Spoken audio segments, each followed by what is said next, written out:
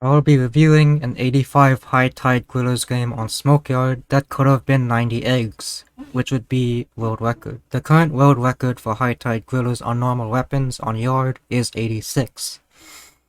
The comp for this is Sploosh, Class, Hydra, and Undercover. First, let's go over the roles that each weapon has for this wave. Sploosh-o-matic is one of the main DPS dealers aside from Hydra, and is more mobile than Hydra, so the Sploosh should be going around whenever possible and trying to stun the Griller and dealing the most damage. Class Blaster and Undercover Brella share similar roles of dealing with small fries and adding additional damage to the Griller.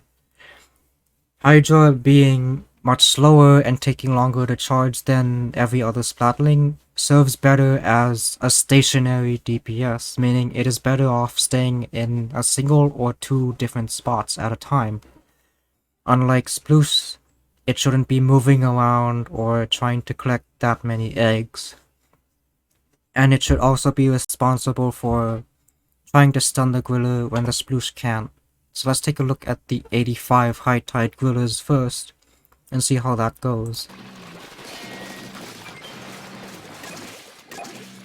Where the Hydra is currently standing is the optimal spot for high tide grillers, but let's see how that changes over the course of the game. Another fast one.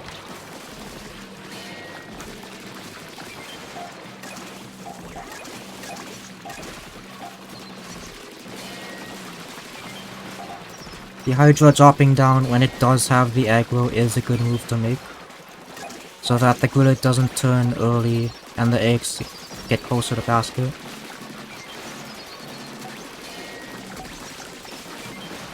Fast. Back. You can see that the Hydra did drop down there.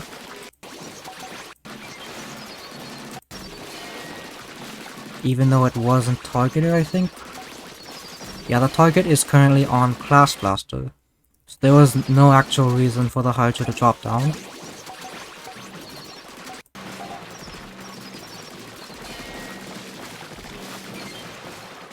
So Hydra drops down and tries to get eggs, but it doesn't retreat back up in time with a full charge. It is very important for Hydra to get full charge in order to get a damage boost, to kill the Griller faster and also stun it easier. But as we see here, it does take quite a bit of time for the Griller to die, even with both Sploosh and Hydra shooting at it. Back. And we can see here once again, Hydra is not ready at the top, and the Griller dies later than usual. This is a good way, it allows everyone to get eggs while just the Ray focuses on stunning. Good Jet as well. That happens to be the Class Blaster using Jet. So not only is it also dealing with small fries, it's also doing more damage than Class Blaster normally would.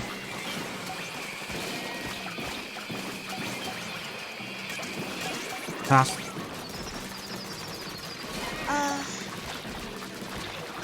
Oh, I'm good. So that was a bit of things to take in. Let's rewind and look at things again. You can see Hydra is in the optimal spot up here, which is good. However, we see the Hydra drop down for eggs when it doesn't need to. It can actually stay up there and still lure the Griller normally. If we see here, Griller is coming from the left, it stands up here, it still takes the optimal route that you would lure it. And you can shoot the Griller when it's coming here, the tail is exposed back here, you can still shoot it because Hydra has the range to when you're fully charged. So, Hydra should have stayed up on the ramp the entire time and not worry about the eggs.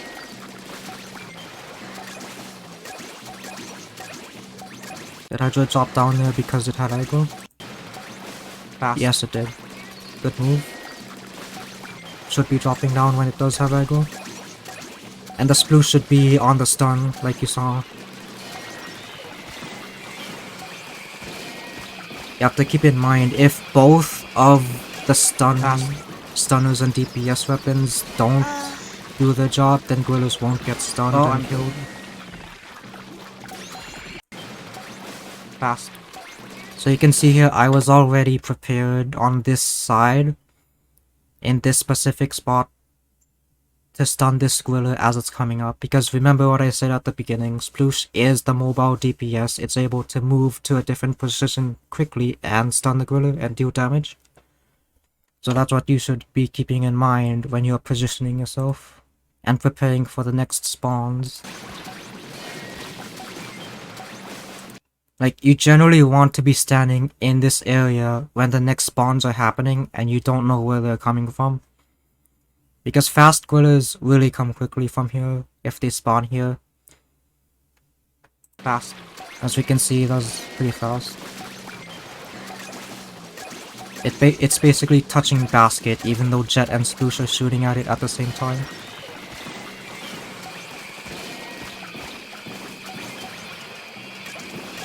Fast.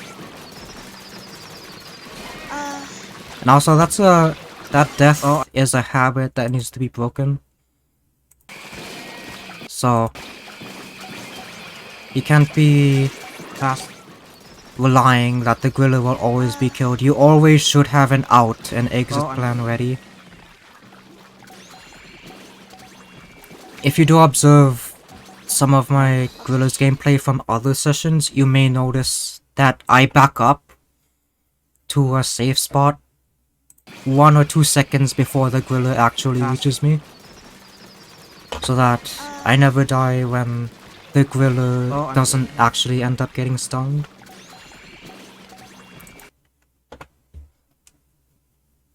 So that's also thinking a step ahead just in case something doesn't go according to plan. And also, let's see where the Hydra is. So the Hydra is here. I think what it was doing is trying to get eggs, which made it not ready for the next spawns. Once again, if it was targeted by the Gwiller here, then it could have stayed up at the ramp and lured the normal way. And we also have a ray going on, so it's not like it needed to be the main stunner. Oh, I'm good. And also to prevent this death, let's see what happens. Oh, I'm good. Instead of shooting it as Sploosh, I should have already used the bomb launcher beforehand, instead of using it when I'm already majorly damaged. Because bomb rush does take about half a second to actually activate and throw bombs. So I should have activated it early, thrown a bomb, and then continued shooting, and then thrown a bomb until it died. And then maybe throw some bombs on the floor to protect myself and paint the ground. So overall, the Hydra was moving around a little too much and collecting eggs when it didn't need to. You have to also remember that the eggs were pretty close to basket, so it's not like the Gwillers were being killed far away and there were too many eggs to run. That wasn't the case. So not only were the eggs pretty secure, but the Hydra wasn't also prepared for the next spawns in the optimal spot. Now let's take a look at the 80 normal tied Gwillers, which also happens to be tied with the world record. Pass.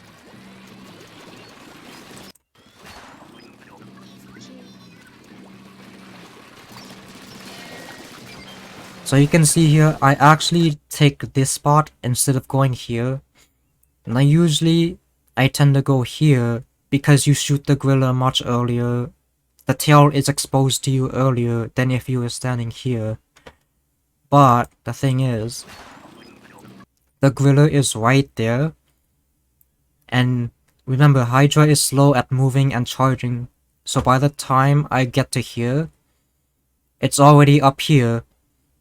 And I won't be at full charge. I'd be maybe at most the first level of charge, which you don't get any damage boost from.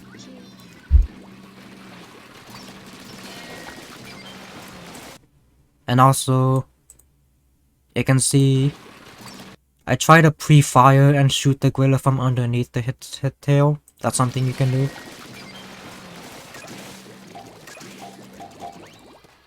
Pass.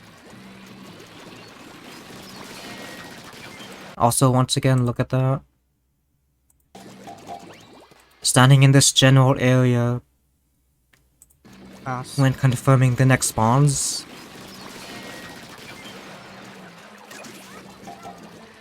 And since it's normal tide, it's fine to be Hydra. over here instead of on top of the ramp. Back. However, I think it would have been better for me to stay up there as Hydra. Because I do end up getting Hydra. targeted by the next one, which is coming quickly. Back. It could have been half a second faster if I stood up at the ramp and Also was back. prepared for it.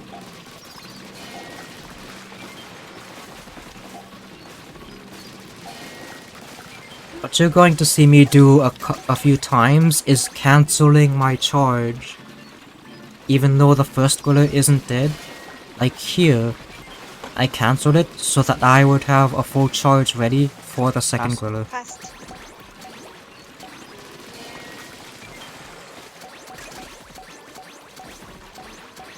Because by the time the second Gwiller comes, I would be out of charge already and not shooting, and I would need to recharge all the way back up again. So I'm timing my charge cancels in coordination with the Gwiller spawns and when they're coming up. But this time, however, was a mistake. So you can see... Okay, not this one, it's this one. This is the first Gwiller in the pair. I fully shoot it, but I don't cancel. And this one, Pass. I don't end up killing quickly. Back. I think I should have cancelled on the first one sooner so I would have a full charge on the second one. Fastish.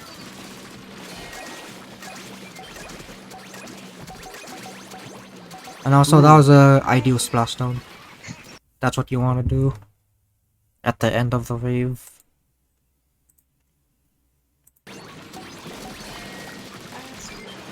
Fastish. And also I didn't full charge on the last Gwiller because it felt like I had to deal the most damage possible in order to stun it. There's also gonna be situations like that when you play. Ooh. Fastish. Where you prioritize the stun instead of getting the full damage off. Ooh. Nay. So on normal tide, most of the time I was standing on this ramp over here instead of the back. But we're gonna take a look at this high tide Gwillers and maybe this will be a better example. Because after all, it is high tide Gwillers, the same as the 85.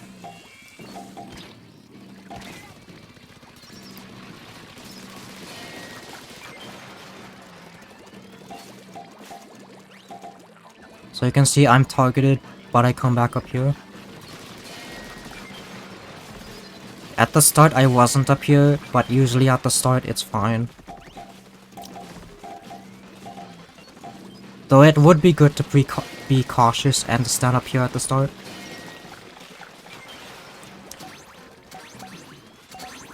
You can see I'm still standing up here, Yellow's on Hydra. even though the Gwillers are coming from that way.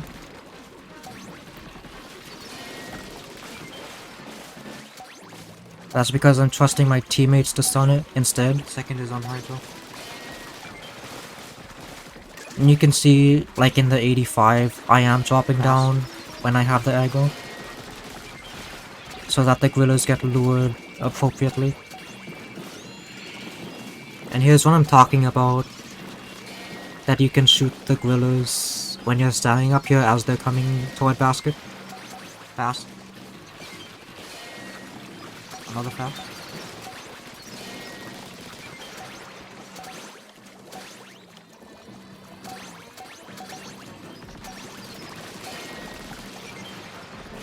And here you saw I cancelled my charge for the second one. But my aim wasn't quite that good.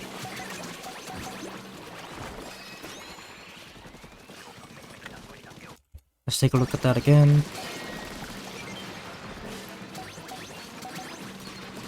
Here, I think I could have dropped down earlier, Because the spawn was already confirmed, and there's no way we're killing the next squiller after that, even if it's fast.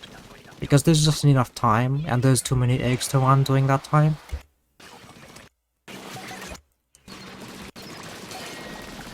So here, when this squiller, while I'm shooting this squiller, I could have dropped down, get a better angle on this squiller, so that not only can I shoot the tail faster, or sooner, not faster, sooner, and it won't get blocked by the basket so quickly. Because as you can see, so I have an okay angle here, but some of my shots are going to deviate and hit the gorilla body instead of the tail. Let's say half of my shots actually hit. That's not a lot. And you have to know that the gorilla is moving quickly. This is hazard level max after all. So in no time, the gorilla is already there.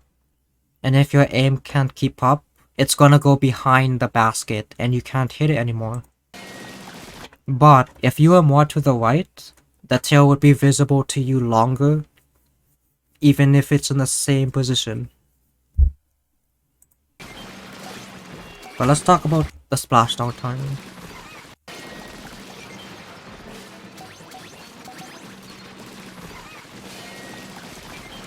So the splashdown didn't need to happen where it happened.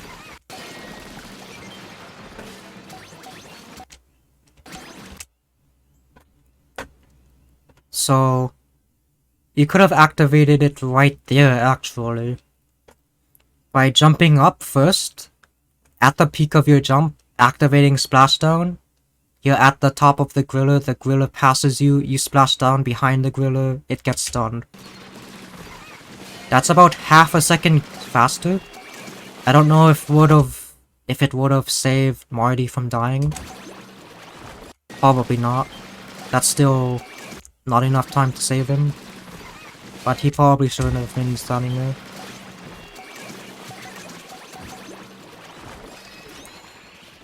So if the splashdown... So there were 3 factors that contributed the loss of eggs on this gorillas.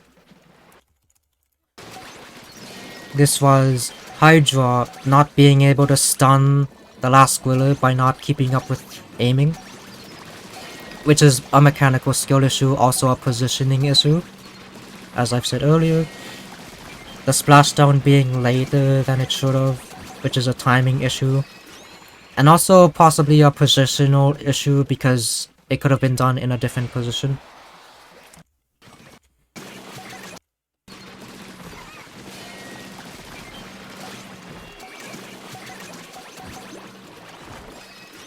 And also, if not for the death, maybe it could have been a couple more eggs because the dead person would have ran 2 eggs at the end.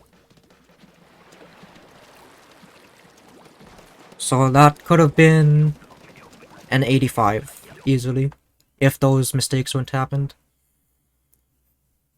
So that ending was one of the scenarios where stunning the gorilla was more important than trying to kill it. Though I did have a full charge ready for it.